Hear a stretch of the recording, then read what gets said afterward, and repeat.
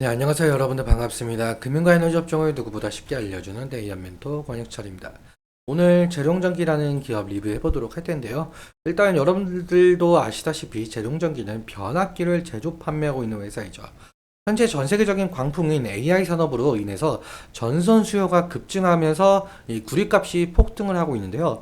그렇다면 이 변압기와 구리가 도대체 어떤 상관관계가 있길래 재룡전기도 같이 엮여 있는지, 그리고 AI 산업에 있어서 변압기가 가지고 있는 의미는 과연 무엇인지에 대해서 좀 살펴보도록 하려고 합니다. 같이 한번 확인해 보면서 천천히 얘기 나눠보도록 할 텐데요. 일단 먼저 시작하기 전에 저희 데이업 채널에 오시면은 모든 종목들을 커버해 드리고 있으니까 찾아와 주시면 정말 감사하겠고, 제 영상도 끝까지 지켜봐 주시면서 댓글로 궁금하신 것들 남겨주시면은 다음 영상에서 말씀을 드리도록 하겠습니다. 그렇다면 재룡전기 바로 보도록 할게요. 일단 여러분들도 아시는 내용들인데, 재룡전기 같은 경우는 변압기 비중이 100%를 좀 차지하고 있죠. 그래서 이 재룡전기 같은 경우는 변압기에 대한 모멘텀이 어떤 것들이 있을지 좀 잘 생각해 봐야 하는데요. 먼저 2023년도 재룡전기 매출과 당기순위 부분을 보면은 일단 2022년보다는 많이 좀 상승을 했다라는 공시는 여러분들도 아마 보셨을 거라고 생각이 듭니다. 그 이유에 대해서는 뭐 탄소 저감 사회로의 전환 가속화로 인한 전력 수요 증가, 그리고 전력망 노후화에 따른 북미 시장 공략으로 수출 실적 호조라고 나와 있었죠. 이 사실에 대해서는 좀 사업 보고서에서도 좀 볼 수가 있는 상황인데요. 2023년도 실제로 내수보다는 수출 부분이 좀 상당 부분 잡혀 있는 것을 좀 볼 수가 있습니다. 2022년 대비 상당히 좀 늘어난 모습을 좀 보실 수가 있겠죠. 그렇다면 왜 이렇게 수출을 많이 했었을까? 이 부분도 좀 살펴봐야 하는데요. 작년 10월에 이 미국 바이든 행정부에서 전력망에 하나로 약 5조 원에 가까이 좀 투자 계획을 좀 발표했었었는데요. 왜 투자 계획을 발표했었느냐? 이게 미국은 전력망이 좀 상당히 노후화된 부분이 있거든요.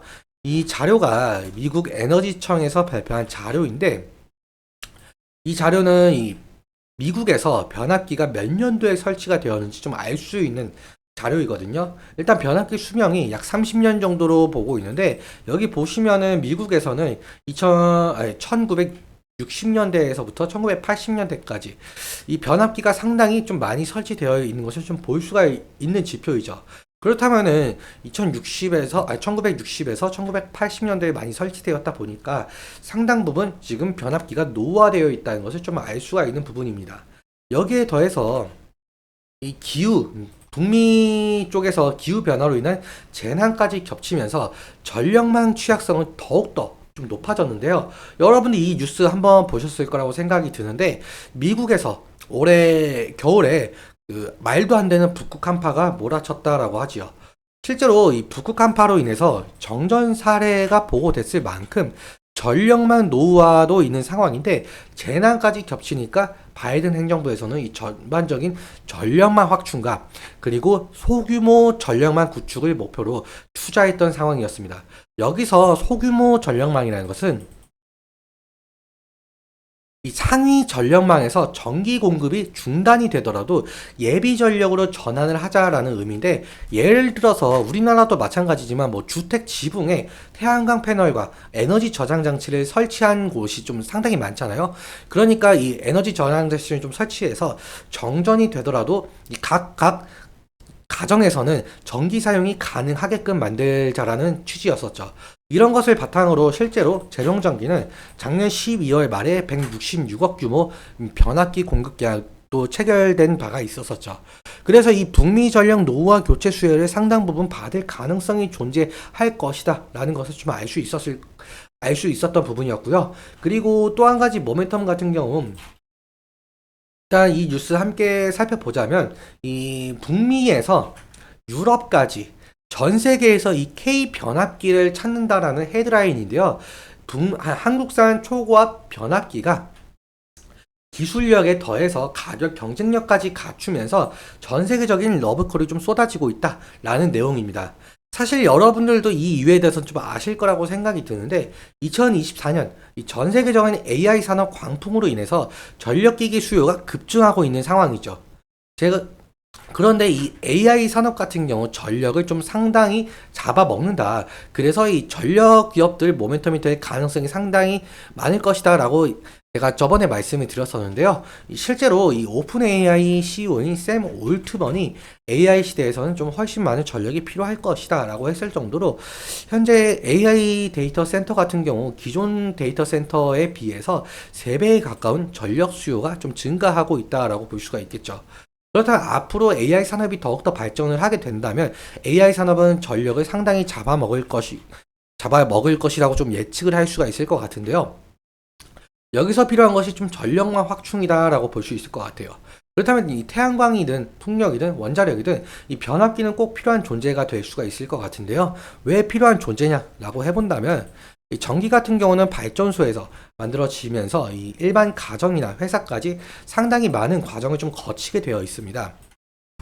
이런 과정을 좀 거치게 되는 이유가 여러 가지 이유가 있지만 낮은 전압으로 똑같은 전력을 보내려면 이 전선이 굵어지게 되고 많은 전력 손실이 일어나게 돼서 이게 우리나라로 따지자면 이 발전소에서 약 11kV로 좀 만들어진 전압을 변전소에서 이 765kV까지 승합을 시켜요.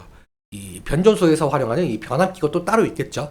변압기로 인해서 765kV로 좀 승합을 시킨 다음에 먼 거리로 보내면서 다시 이 345kV나 154kV로 이 변전소를 그 변압기로 이용해서 강압을 시킵니다. 낮춘다는 의미겠죠. 그리고 변전소에서 다시 이 변압기를 이용해서 22.9kV로 낮춰야 우리가 길거리에 있는 전봇대로 전기를 흘릴 수가 있죠. 그렇다면 이 우리가 쓰는 전기 같은 경우 220V인데 여기서 우리가 흔히 보는 이 전봇대에서 보는 이 주상 변압기로 220V까지 낮춰줘야 각 가정에 전기를 보내게 되는 거죠. 다시 말해서 이 전력망 인프라망 구축 같은 경우는 상당히 많은 종류와 그리고 상당히 많은 변압기가 들어가게 됩니다. 그렇다면 이 재룡전기 같은 경우 변압기 회사이다 보니까 어느 정도 수혜를 받을 가능성이 상당히 높겠죠. 그리고 여기에 더해서 한 가지 더 사실 그 변압기 가격이 상승할 가능성이 있겠는데요. 이 구리값이 폭등을 하게 되면서 변압기 제품도 같이 상승을 할 가능성이 있어서 말씀을 드리려고 합니다. 그러기 위해서는 이 변압기 구조를 좀 봐야 될 텐데요. 일단 재룡전기 같은 경우 이 변압기를 만들기 위해서 코아라는 원재료를 사오게 되거든요. 포스코나 우진전기에서. 그런데 이 코아라는 제품이 94% 차지하고 있잖아요. 이 코아라는 말 자체가 코일입니다. 코일. 코일이 뭐냐면은 여기 보시는 것처럼 이 코일인데 변압기 원리 같은 경우는 이 들어오는 전압과 나가는 전압을 좀 달라지게 만들면서 승합과 강압을 해주는 거죠. 1차적으로 이 코일이 100번 정도 감겨 있다라고 해본다면 이 2차적으로 여기에는 10번 정도 감겨져 있어요. 그렇다면은 여기 1000V 전압이 들어왔을 때 1차 코일과 2차 코일의 비는 10대 1이 되겠죠? 10대 1이 되면서 여기 나가는 전압은 100V가 되는 거죠. 그러니까 강압을 시켜준다 라고 보시면 될 것 같은데 그래서 사실 변압기 같은 경우 이 코일이 상당히 중요해요. 그런데 이 코일 같은 경우 구리로 만들어지고 있죠. 구리로 만들어지고 있는데 사실 여러분들도 아시다시피 지금 구리 가격이 급등을 하고 있는 상황입니다. 결국에는 이 변압기 원재료가 코일이라서 이 코일 가격이 상승하게 된다면 완제품인 변압기의 가격도 상승할 가능성이 있겠죠. 이렇게까지 구리 가격이 상승하는 이유에 대해서는 뭐 결국 여러분들도 아시다시피 AI 산업 확장인데요. 이 AI 산업이 커지게 되면서 필요하게 된 전력 인프라망 구축, 이 전력 인프라망 구축을 위한 전선의 수요 증가, 그리고 전선 수요 증가에 따른 구리 수요 증가, 그 이유로 인해서 구리 가격이 상당히 올라가게 됐죠. 그래서 당연히 수요는 증가하는 데 반해 공급은 한정적이니 지속적인 상승을 하고 있는 모양새인데요. 사실 원재료 가격이 상승하면서 제품 가격이 상승하게 된다고 한다면 사실 제품 수요가 너무나도 비싸지니까 수요가 줄어들 가능성은 있겠지만 AI 시대가 발전을 하게 되려면 결국에 꼭 필요한 것은 전기 인프라만 구축이죠. 그래서 변압기 수요는 만약에 변압기 가격이 올라가게 돼도 이 수요가 있을 가능성이 상당 부분 있을 것 같습니다. 일단 재룡전기의 모멘텀은 이 정도일 것 같고요. 그러면 차트 한번 간략하게 보면서 마무리 설명 짓도록 하겠습니다. 일단 재룡전기 같은 경우 금일 상승도 좀 이 신고가를 찍어주면서 살짝 윗꼬리가 나온 부분을 좀 보실 수가 있겠는데, 일단 예전 차트를 보신다라고 한다면 여기 이 부분이 되실 것 같은데요. 그때 9월달, 작년 9월, 10월달 때쯤이면 그때쯤에는 이 쌍봉을 찍고 좀 조정을 줄 것이다 라는 것을 좀 예상을 한 바가 있었는데, 그런데 결국엔 구리값 폭등과 함께 이 다시금 엄청난 상승을 좀 보여주고 있죠. 일단 재룡전기 같은 경우 신고가를 계속적으로 찍는 이 기업이다 보니까 어느 정도 이 차익 실현 매물 이 부분을 좀 눈여겨봐야 될 것 같은데요. 그렇다면 이 수급적인 측면도 같이 함께 보도록 할게요. 이 재룡전기 같은 경우는 지금 한 달 사이에 외국인과 기관의 매수 물량이 상당 부분 좀 올라온 것을 좀 보실 수가 있겠는데, 지금 외국인의 매수 물량이 상당 부분 좀 세죠. 그렇다 보니까 이 외국인이 매수세에서 매도세로 돌아가게 된다라고 한다면 이 차익 실현 매물이 상당 부분 나올 가능성이 있겠죠. 그렇다면 뭐 조정이나 조정 구간이 나올 가능성도 있겠고 폭락이 나올 가능성도 있으니까 이 외국인의 매수세가 매도세로 이게 돌아서는지 그 부분을 좀 자세하게 좀 지켜볼 필요는 있어 보이고 있습니다. 사실상 이 재룡전기 같은 경우 너무 신고가 부근이다 보니까 사실 지지 라인 같은 경우는 이 부분을 좀 생각을 해볼 수가 있을 것 같거든요. 일단 이틀 전, 3일 전, 4일 전 이 부분에서 좀 지지가 일어난 것을 좀 보이겠는데요.